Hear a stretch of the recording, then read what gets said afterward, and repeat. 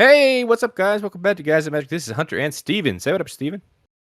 Hey, what's up, guys? We are back again with another Precon upgrade deck. That's right, we're still doing the Fallout decks from the Magic the Gathering Universes Beyond series. Very excited to see this one. Steven, you have the opportunity to go ahead and upgrade the Mutant Menace deck. That's right. So before we get started, I just want to let everybody know to hit that like button and subscribe to the channel if you haven't done so already, because 50% of our viewers are not subscribed. What is going on with that? So let's go ahead and get started, Steven. I wanted to know, talk to me about this deck. Talk to me about Mutant Menace. Talk to me about the commander you're going with. Yeah, so the deck is really fun. That's all you need to know. Just go buy it, go play it. But in all seriousness, this is going to be a really fun deck for me to build. I built it around a mill strategy, so go ahead and hate me now. But the commander I'm going to be going with is going to be the Wise Mothman, the face commander. It is a black, a green, and a blue for a legendary creature, insect mutant. It's a 3/3, but don't worry, it won't be a 3/3 for long. And it's got flying. Whenever the Wise Mothman enters the battlefield or attacks, each player gets a rad counter. Whenever one or more non-land cards are milled, put a +1/+1 on each of up to X target creatures, where X is the number of non-land cards milled this way. For everyone at home that does not know what a rad counter is, it does state at the beginning of your pre-combat main phase, if you have any rad counters, mill that many cards. For each non-land card milled this way, you lose 1 life and a rad counter. So if you guys can't tell what's going on, we're going to be giving people rad counters. The deck is built around a lot of proliferation, proliferating those rad counters, the +1/+1 counters. It's going to be a good time. But what I noticed the deck was lacking was making sure things got milled. Because the fun thing on the Wise Mothman, it does not say it has to be a rad that was milled. It's just got to be anything. It's non-land. So we're going to have some fun here. Yeah, that's pretty insane that it's whenever one or more non-land cards are milled. That means anybody, including yourself, all of your opponents, anytime something is milled, you put a counter on it for each non-land permanent. If you want, you could just go ahead and throw it all onto the Wise Mothman and hit somebody with flying for commander damage pretty easily. Yeah, Shane and I were joking around earlier today, and I guess it's gonna be a 3v1 as soon as we start. It's terrifying, the Wise Mothman, but I'm excited to see what you do with this deck. So without further ado, Steven, we have a bunch of additions to get to. This is the upgrade, so talk to me. What are we putting into this deck to make it better? Yeah, so first 2 cards I want to talk about. Obviously, you're doing a mill strat, right? So you're gonna mill some lands, and it's not fun to mill lands because obviously you might need those. So I put in some fun cards for that reason. So Remunap Excavator, this is 2 and a green for a creature Naga Cleric. It's a 2/3, and it says you may play land cards from your graveyard. Always a really good include in any kind of deck that's land matters, or if you're just putting a ton of stuff into your graveyard. This is a great card.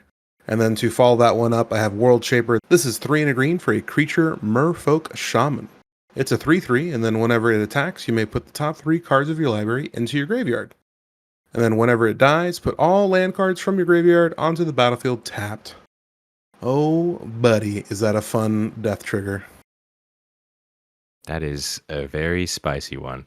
If you can get this on the field and you have your entire graveyard full of lands, that's a lot of lands coming back. Yep.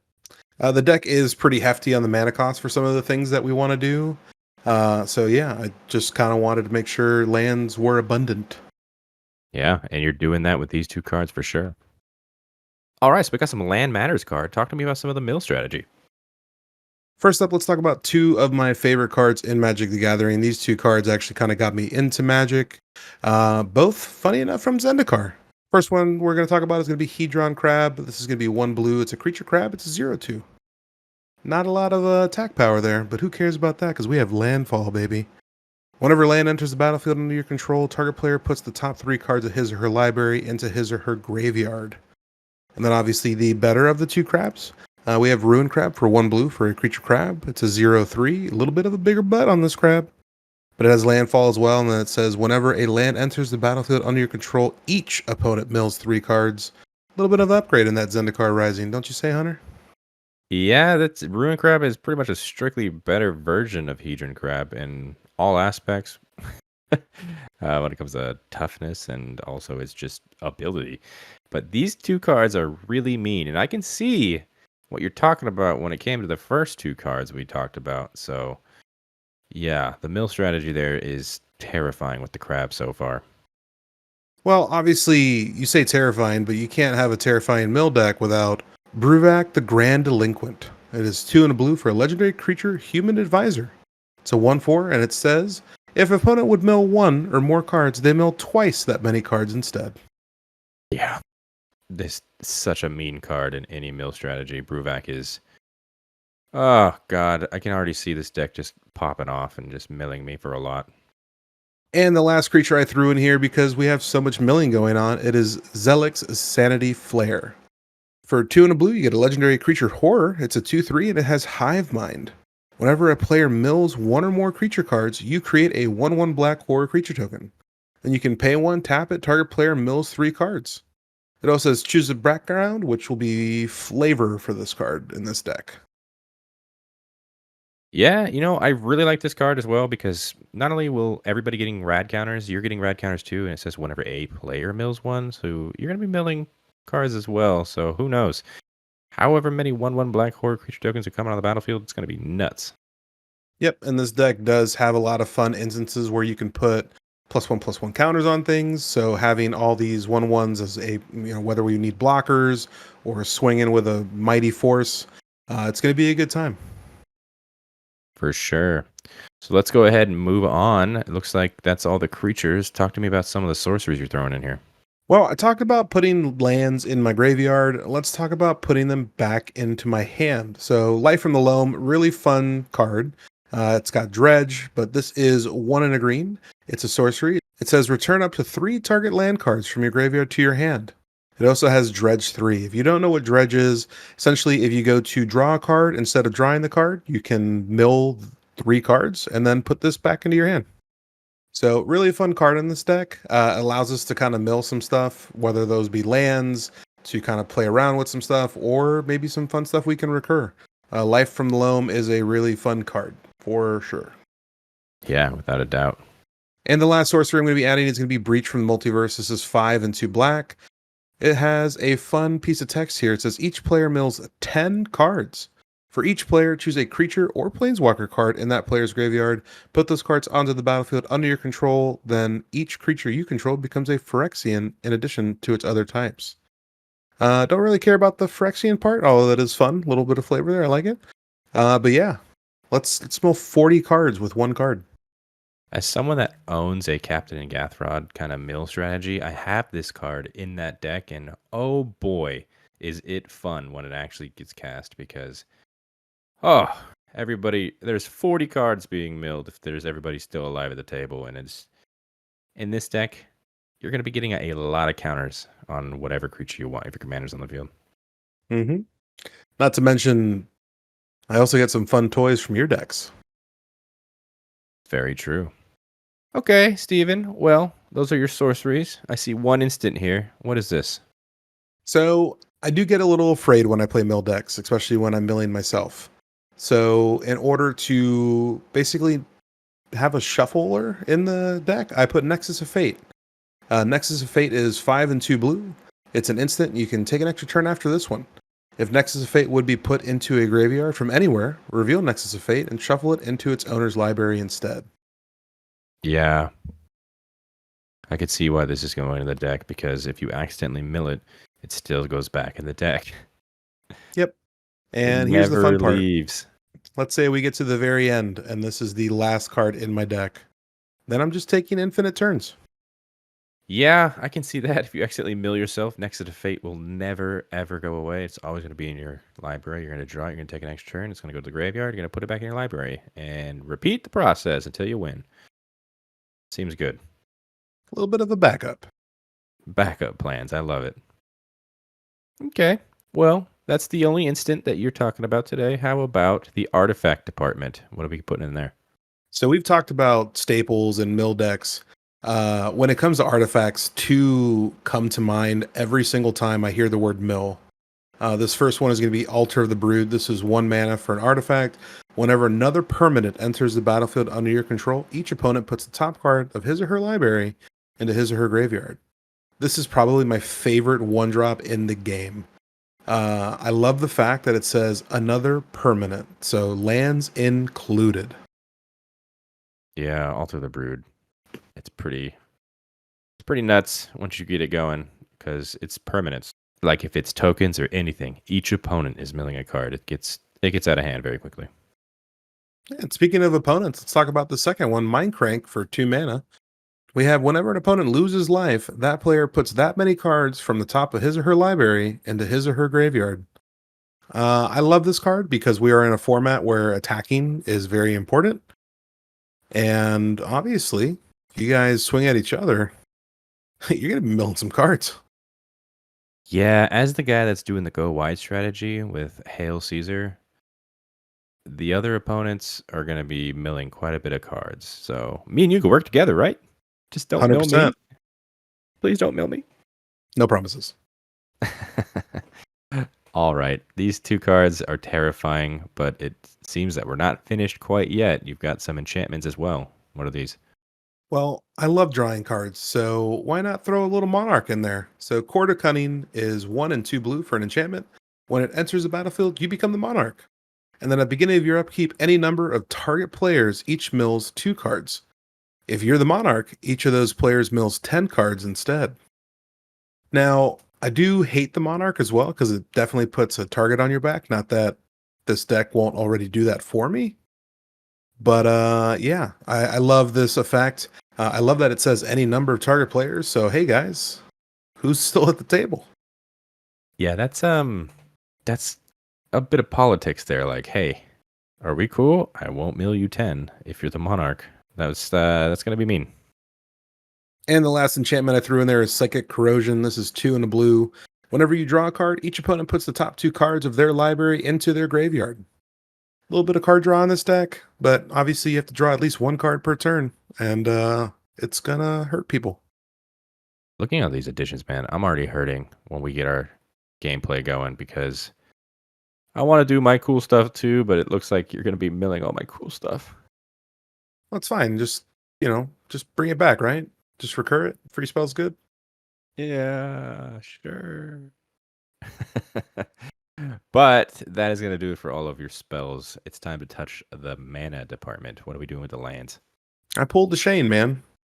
I went ahead and added all 3 of the bond lands for my colors. So we have Morphic Pool, Rejuvenating Springs, and Undergrowth Stadium. These will all come into the battlefield tapped unless you have 2 or more opponents. Morphic Pool will be a blue and a black. Rejuvenating Springs will be a green and a blue. And Undergrowth Stadium will be a black and a green. I think we're all advocates when it comes to doing the lands upgraded first and go and get these bond lands. Just go and get them. They're good in every deck. You're playing the commander format. These are the commander lands. So fantastic includes. But is that it? Is that going to do it? Is that all your additions for this deck? Yeah, I mean, there are a lot of fun cards I want to add, and I'm just very excited for the 300. Well, we will have to see the 300, but now is the time. That's kind of sad because we are playing with Universes Beyond, so a lot of people are attached to these IPs, including Fallout, this one we're doing. So, which cards are we removing to make room for the new cards you added? Yeah, like you said, I mean, obviously don't hate me too much for getting rid of some of these cards. I just, for the strategy I want to go for, they don't make too much sense. I'm an advocate of keeping the deck low to the ground mana wise to a certain extent. So I usually take out a lot of the high CMC cards.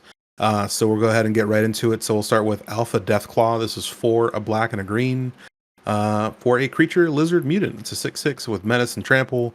When it enters the battlefield or becomes monstrous, destroy target permanent. And then it also has monstrosity 4 for 5, a black and a green. If it's not monstrous, put 4+1/+1 counters on it. Really cool card. I think it's neat, but for 6 mana to destroy a target permanent, I mean, I get it. You get a 6/6 out of it too. Then I got to invest a ton more mana and put 4+1/+1 counters on it. It's a 10/10. I mean, I understand the love for this, but I just, for the way the deck wants to run for me, it's not there. Not doing the thing you want to do. Cut it out. Yeah. Next up, we have Lumbering Mega Sloth for 10 and 2 green. This spell costs 1 less to cast for each counter among players and permanents. It's got trample, and then it enters the battlefield tapped. Even if I don't spend 12 mana on this, it is literally in the name. It is slow. It is very slow entering the battlefield tapped. Yeah, I can also see why you cut this one. Got rid of Marcus Mutant Mayor. This is 3, a green and a blue. For a Mutant Advisor 4/4, it's got Vigilance and Trample. Whenever a creature you control deals combat damage to a player, draw a card. That creature has a +1/+1 counter on it. If it doesn't, put 1 on it. This card's interesting, because in the deck there's a lot of proliferation. So when you're adding those counters on, you can either bump them up, make your board really big. I went with more of a mill strategy, so I just kind of chucked this one into the bin. Yeah, I get it. Like you said before, the +1/+1 counter thing here obviously is because you are a proliferate deck as well, trying to proliferate all those rad counters. But we're the mill deck. We're trying to mill people, and Marcus, he's not milling anybody. He ain't doing it. Speaking of another card, it's not milling anybody. Mirelurk Queen. This is 4 and a blue for a creature crab mutant. It's a 4/4 with vigilance. When it enters the battlefield, target player gets 2 rad counters. Whenever 1 or more non-land cards are milled, draw a card, then put a +1/+1 counter on Mirelurk Queen. This ability triggers only once each turn. Really cool card. I actually would probably throw this one back in. This was kind of a tough, removal for me. I do like the fact that it gives the rad counters, but it only gives it to one target opponent, which is kind of unfortunate. And also the big turnoff for me on this card is triggers only once each turn. I do understand that with rad counters, that's going to be very beneficial because with everyone getting rad, it usually happens at least once each turn. So, How ironic, putting 2 crabs in, taking 1 crab out. yep, it's because they're legit crabs, not crab mutants.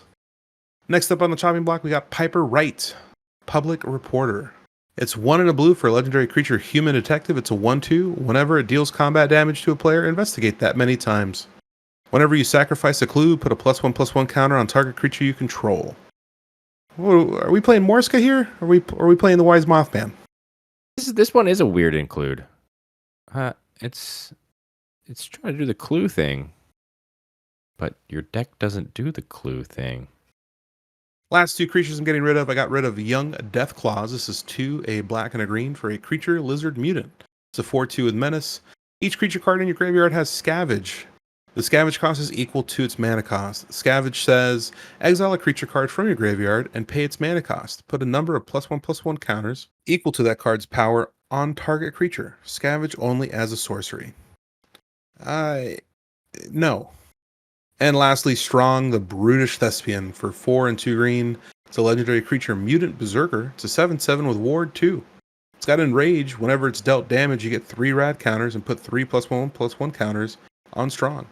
You gain life rather than lose life from radiation. Really cool card. Again, 6 mana. It's pretty aggressive, and it's not really doing the mill thing. Just kind of like the Mirelurk Queen that I spoke about. This card is one of those that I'd probably throw back in if I'm doing something a little bit different. But just for the purposes of the deck and what I'd like to do, it's got to go. Strong is a cool card, but it's just not strong enough for this deck. That looks like all the creature cuts you've made from this deck. Let's move on to, looks like a single sorcery. Yep, so I got rid of Harmonize. It is 2 and 2 green, and you draw 3 cards. This card is awful. Yeah, I know David isn't a big fan of Harmonize. I'm not really either.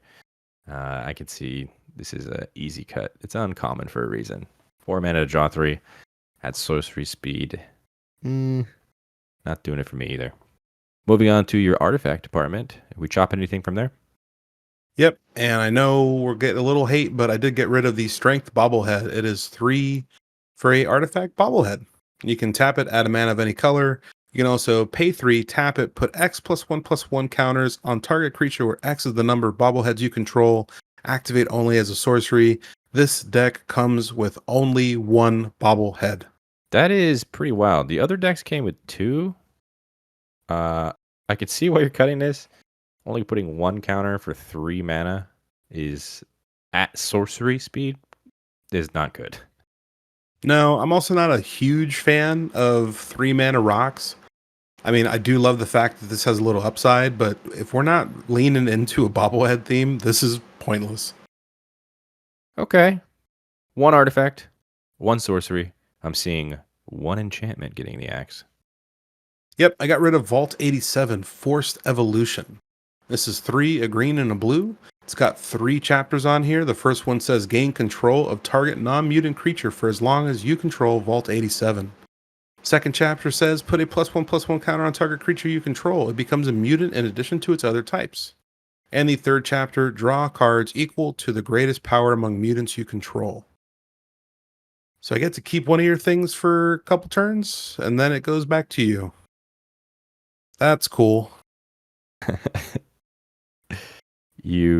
What the card wants to do is take a non-mutant and then give it a counter to make it a mutant, and then you get cards equal to the greatest power, assuming that is the greatest power, and then you give them back its buffed creature. That's Yep.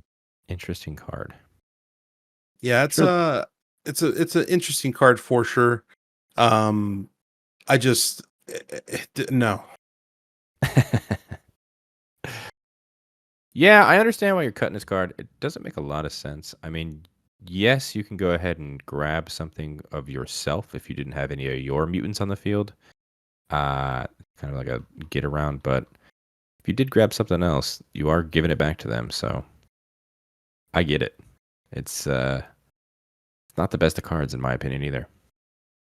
All right, and that looks like it wraps up all of your spells, but I'm seeing a little bit more than you added in terms of the land department. Which lands are you taking out? Yeah, so this deck came with 40 lands. Um that's a lot for me. And I understand that, we are in a mill strategy and we're probably going to mill a bunch of our lands, especially with our rad counters. So, with the addition of the cards that can bring lands back from the graveyard or let me play lands from the graveyard, I made some additional cuts so that way we could keep some cool cards in the deck. So, first 3 we'll talk about, I got rid of Ash Barrens. This is a land that should be removed from every deck it's in. It taps for a colorless and it has basic land cycling 1. Gone. Dead. Be gone. Get rid of Path of Ancestry. It enters the battlefield tapped. I hate tapped lands with a fiery passion. I understand this has a lot of upside, but with us adding 6 creatures that are not mutants, I didn't really find a point for this. There's still a lot of mutants in the deck. I just didn't really care. And Fetid Pools. This is a land with land types, which is really nice. So it's an island or a swamp. It does enter the battlefield tapped, and it has cycling 2. I can tap for either a blue or a black. You're coming in tapped. You're not in my deck. And the last 3 cards we'll just throw up on the screen real quick. It is every single temple. Like I said earlier, I'm pulling a Shane. Temple of Deceit, Temple of Milady, and Temple of Mystery. These all enter the battlefield tapped. They allow you to scry 1, and they tap for their respective colors. Temple of Deceit is a blue and a black. Temple of Milady is a black and a green. And Temple of Mystery is a green and a blue. Yeah, I can see why you cut all these lands out. I get it. 40 lands is a lot for a deck, let alone I get it that you're milling yourself. But you said it. You are adding cards that can bring lands back from the graveyard. So it works out in your favor if you do end up milling some lands on accident. Yeah, and the best thing about it, even with all the removal of the lands, we're still at 37. So we're at a very comfortable land starting base, in my opinion. If I'm not playing a mill strategy, I usually prefer 33 or 34 lands. I like to go a little bit lower. This deck comes with a lot of ramp when it comes to spells or even artifacts, so I don't really feel like we're going to have an issue. Yeah, I don't think you will either. I'm excited to see this deck, but also terrified to play against it. I know you are our resident mill player. So, yeah. Yeah, a lot of people hate me. Oh man, when we used to go against each other in standard, you were talking about the Ruin Crab and how you loved it and got back into Magic, and oh, I hated the deck you ran against me. But that's in the past. This is a new mill deck. I'm also going to be hating this one. But before we wrap things up, I just want to let everybody know to hit that like button and subscribe to the channel if you haven't done so already. Also, Steven, we gave you $100. What is the price of all of your additions in this deck? Well, buddy, I got to give you back some change. I actually came under.